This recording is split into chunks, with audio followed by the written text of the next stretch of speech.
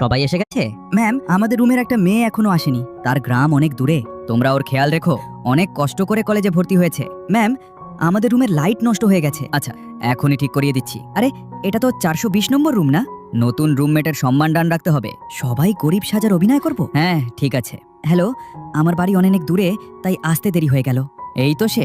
এসো জিনি, আমরা তোমার বিছানা গুছিয়ে দিই। সবাই মিলে সাহায্য করি। জিনি মনে মনে ভাবলো, আমার রুমমেটরা কত ভালো।